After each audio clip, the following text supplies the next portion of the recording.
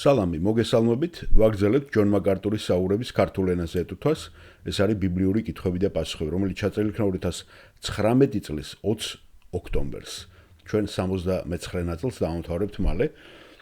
და შემდეგ კითხვა სვავს პიროვნება, მე რომ ნახე ფოტოზე, სადღაც შუახნის მამაკაცი, რომელსაც ქვია დეივი და რომელსაც აინტერესებს. განქორწინებული კაცი შეიძლება რომ იყოს ეკლესიაში ლიდერის პოზიციაზე. და მე სპეციალურად ვახსენე ლიდერის პოზიცია, იმიტომ რომ ლიდერი შეიძლება იყოს როგორც პასტორი, ასე უხუცესი. და ბევრი პოზიციებია ეკლესიაში, ეკლესიის მმართველობაში და ჯონ მაკარტურიც ამაზე აქცენტს გააკეთებს. არა მხოლოდ ქადაგებელი პასტორი, რომელსაც ყოველდღე ხედავენ, ხო, რომელიც ადის კათედრაზე, არამედ უხუცესიც. რომლებიც მართავენ ეკლესიას ესეთი მმართველობა, ხო? პრესვიტერიანობა სწორედ ამას ნიშნავს, მაგრამ ზუსტად ესე იმართება ბევრი ეკლესიები პროტესტანტული ამერიკაში. უხუცესების საბჭო და იქ არიან სხვადასხვა პიროვნებები. მახსოვს ჯონ მაკარტური რომ მივიდა ამ ეკლესიაში მიწვეული იქნა, ხო? უკვე მას დაპირისპირება მოუწია ზოგიერთ უხუცესთან. ზოგიერთ მოხუცესმა მიც აიყვანა, გზადაგზა ჯონ მაკარტური, რასაც ეუნებოდა, რაც იყოს სწორი ამა თუ იმ გადაწყვეტილებებში და ერთ-ერთი იყო მაგალითად ქორწინების ჩატარება ეკლესიაში პიროვნებისა, რომელიც არ იყო ქრისტიანი. მახსოვს ჯონ მაკარტური იხსენებს და ის კატეგორიული წინააღმდეგი, რომელსაც ერთ-ერთი უხუცესი დაუპირისპირდა, რომ მგონი რომ მისი შვილი იყო თუ მისი ბიჭი თუ აღარ მახსოვს რაღაც ესეთი იყო. და ესეთი კონფლიქტებიც ხდება მანდ, ასე რომ არის ლიდერის პოზიციები და შეიძლება უხუცესი იყოს. აი ჯონ მაკარტურის ეკლესიაში შეიძლება გონი 8 არის თუ 10 აღარ მახსოვს.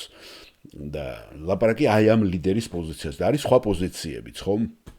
მაგალითად, ბევრი პასტორები არიან, ერთი შეიძლება 8 პასტორამდეც იყოს, ხო, ეს ქადაგებელი, რომელსაც უწევს კათედრაზე ასვლა, რომელიც ცნობადი სახეებია, ასე რომ მაგიტომ დავწერე მე ლიდერის პოზიციაზე. მოდით მოვუსვინოთ დეივს და მე პასუხს და იმ თავს, რომელიც მთლიანად წავიკითხო, რომელიც ბატონ ჯოს არ მოუტანია ძველი აღთქმიდან.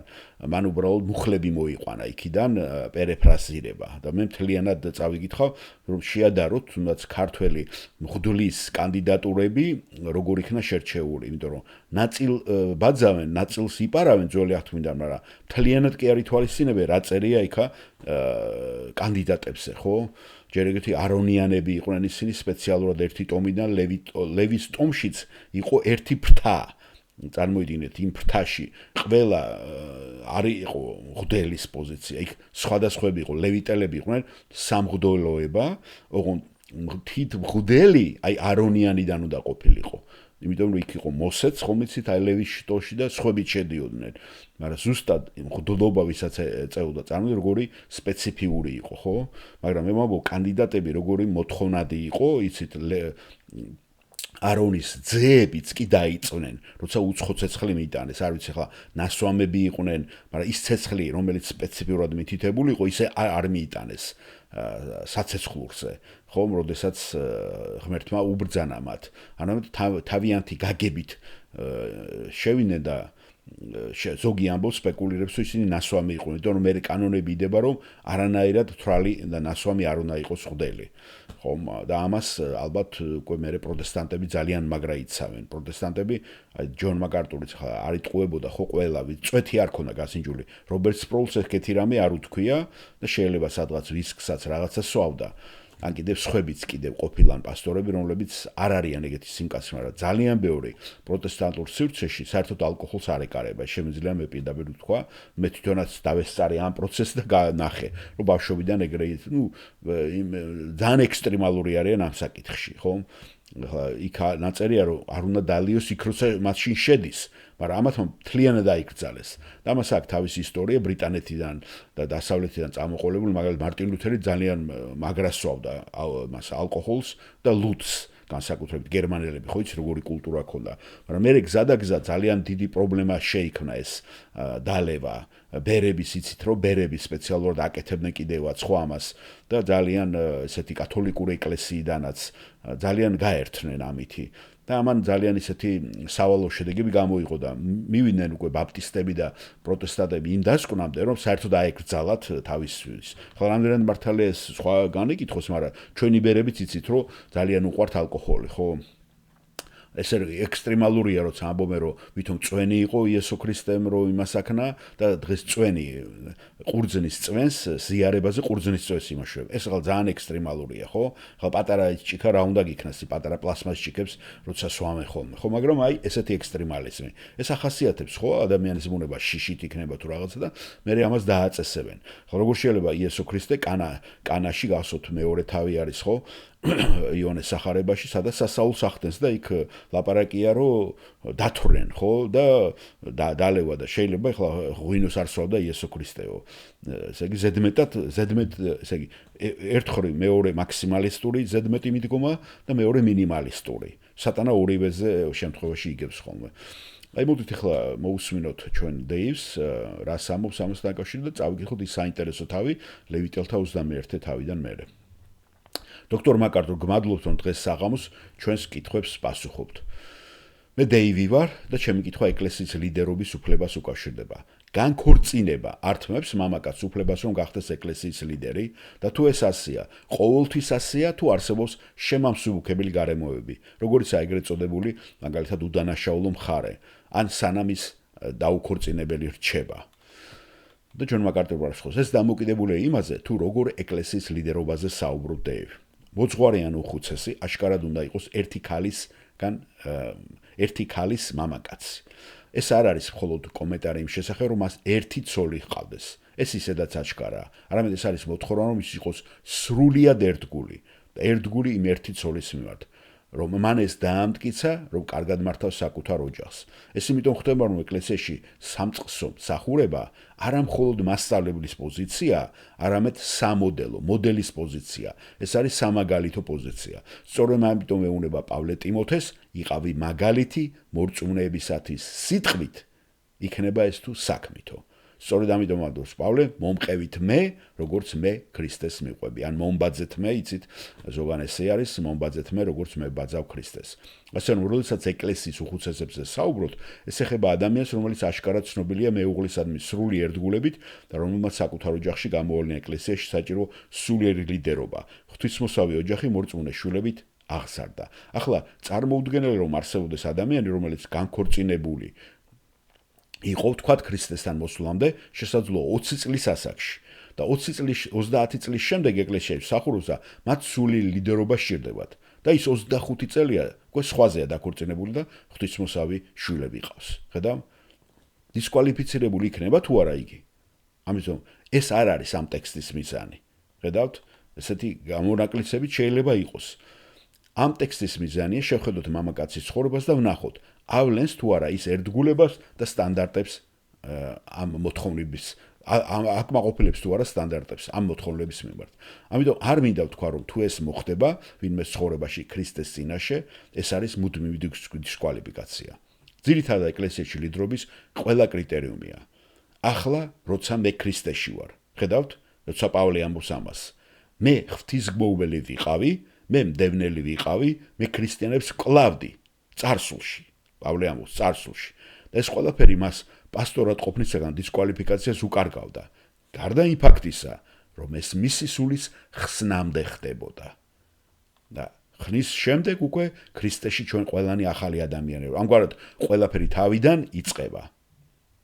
მაგრამ თუ ვინმე წარსულში განქორწინება ქონდა, ფიქრობ, რომ დრო უნდა იყოს ამ ადამიანის ცხოვრებაში გარკვეული პერიოდის განმავლობაში, რათა შევისწავლოთ, დავაკვირდეს ადამიანები და მას მოწმობა ქონდეს, რათა დადასტურდეს, რომ მას შეუძლია იყოს სამაგალითო ქმარი, მამა და აღზარდოს ღვთისმოსავი ოჯახი. ამიტომ არ ვფიქრობ, რომ საქმე იმაში, რომ კვალიფიკაციები ვინმეს დაბადებამდე გავწიროთ, არამედ ის, რომ ეს არის რეპუტაცია, რომელიც ფართოდ არის ცნობილი და დადასტურებული ამ ადამიანის შესახებ. კიდევ ერთი რამ, რაც უნდა ითქვას ამასთან დაკავშირებით, არის ის, რომ ეს კონკრეტულად პასტორულ და უხუცესთა ლიდერობაზეა საუბარი. ეკლესიაში მსახურების და ხელმძღვანელობის არსებობს კიდევ მრავალი სხვა გზა. უფალმა სულიერ ნიჭებს შორის გაანაწილა ლიდერობის ნიჭებიც და არსებობს მრავალი გზა, რომლითაც ადამიანს შეუძლია ეფექტურად წარმართოს ეკლესია, რაც აუცილებლად არ ატარებს იმ პასუხისმგებლობას, რასაც ეს კონკრეტული როლი ასრულებს, პასტორობა და უხუცესობა. ეს უბრალოდ უნიკალური როლია, ეს ანიშნავს იმას, რომ უხუცესი ან მოძღვარი უფრო ეფექტური, უფრო გავლენიანია, უფრო ძლიერი მოწმობა აქვს, ანუ ჩვენება უფრო სასარგებლოა უფლისათვის.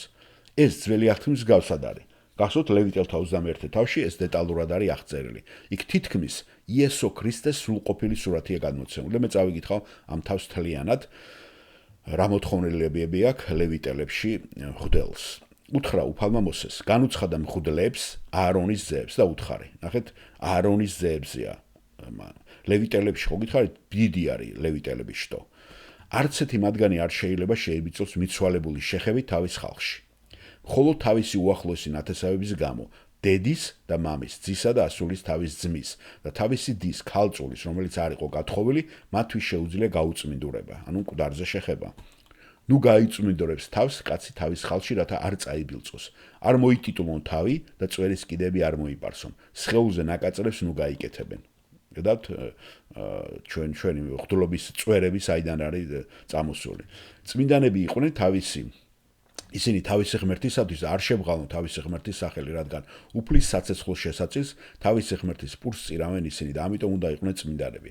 მეძავი და წაბილწული არ ითხოვონ ცოლად, ასევე განქორწინებული თავისი ქმნისაგან, რადგან წმინდანები არიან თავის ღმერთისათვის. შენაკურთხე იგი, რადგან შენს ღმერთს წირავს პურს. წმინდა იყოს ის შენთვის, რადგან წმინდა ვარ მე, უფალი თქვენი გამწმენდელი. თუ რომელიმე მღვდლის ასული მრუშობით შეიბღალავს თავს, ამით მამამისსაც შებღალავს, ცეცხლში დაიწვას იგი. თავარი მღვდელი თავის ძმათაგან, რომელსაც ზეთის დღეს თავზე დააკურთხეს, რომ შეიმოსოს შესამოსული. თავს ნუ მოიშიშვლებს და სამოსელს ნუ შემოიხევს. არც დგამს არ უნდა მიეკაროს, არც მამას და არც დედას, რომ არ წაიბილწოს. ესე იგი, ეს უკვე მღვდელთავარზეა ლაპარაკი. მღვდელთავარზე, რომელიც ერთი იყო. იმას ესე იგი, არც თავის იმებთან შეხება არ აქვს. სხვებს ხო ქონდა შეხება თავის მიცვალებული რო გარდაეცვლებოდა მამა, დედა და ისინი. ამას არ აქვს. არც დგამს. საწმინდარიდან არ გავიდეს, რათა თავის ღმერთის საწმინდარი არ წაბილწოს, რადგან მისი ღმერთის ზეთითაა ნაკურთხი. მე ვარ უფალი. ცოლად ქალწული შეირთოს. ისე მღვდელთავარზეა ლაპარაკი. ქვრივი, ქმარგაყრილი ან წაბილწული მეძავი არ შეირთოს, ხოლო ქალწული შეირთოს ცოლად თავის ხალხიდან. არ წაბილწოს თავისი თესლი თავის ხალხში, რადგან მე ვარ უფალი, მისი გამწმენდი. უთხრა უფალმა მოსეს. ასე უთხარი აარონს, კაცი, რომელსაც სხეულის ნაკლი ექნება, შენს შთამომავლთაგან თავის თაობებში არ მივიდეს პურის შესაწირად თავისი ღმერთის წინაშე. ნახეთ, ახლა პურის შეწირვაზეც არის ლაპარაკი უკვე. აი ეს ახსენა უკვე მაკარტორმა ნაკალზე, რომ ესეთი ის იყო ძველადო მოთხოვნილებაო. და არც ერთი ვისაც ნაკლი აქვს არ მივიდეს კაცი ბრმა ან კოჭლი. ან ცხვირ ჩაჭყლეტელი, ან მახინჯი, ან კაცი, რომელსაც ფეხი აქვს მოტეხილი, ან ხელი აქვს მოტეხილი, ან კუზიანი, ან ქონდრის კაცი, ან რომელსაც ლიბრი აქვს თვალზე გადაკრული, ან ქეცი სჭირს, ან კვერცხები აქვს დაჭყლეტილი. ყოველი კაცი, რომელსაც ნაკლი აქვს აარონის მღვდლის შთამომავლთაგან, არ მიეხალოს უფლის საცეცხლო შესაწირთა შესაწირად. ნაკლიანია ის, არ მიეხალოს თავისი ღმერთისათვის პურის შესაწირად. თავისი ღმერთის პური წმინდათა წმინდადან და წმინდიდან შეუძლია ჭამოს, მაგრამ ფარდასთან არ მივიდეს და სამსხროლოს არ მიეხალოს, რადგან ნაკლი აქვს და არა წაბილწოს ჩემი საწმინდა, რადგან მე ვარ უფალი, მათი გამწმენდელი. და ელაპარაკა მოსე აარონსა და მის ძეებს და ისრაელის ყოველშულს.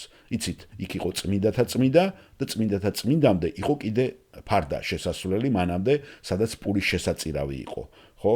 იქ რამოდენიმე მღვდელს შეეძლო, ხო შესვლა და იმაზეა ლაპარაკი, რომ პურის შესაწირად ეგეთიც არ შესულიყო. და მღვდლად ესეთი როლი ქონოდა. ასე რომ აკრძალოს ჯონ მაკარტური, ასე რომ ეს უნიკალური როლია. ეს ანიშნავს, რომ ადამიანს, რომელსაც აქვს განქორწინებული წარსული, თუნდაც განქორწინებული ქრისტიანი არ შეუძლია იმსახუროს უფალს სხვაგვარად, რადგან მე ვფიქრობ, რომ მათ ეს შეუძლიათ. გმადლობთ კითხვისათვის.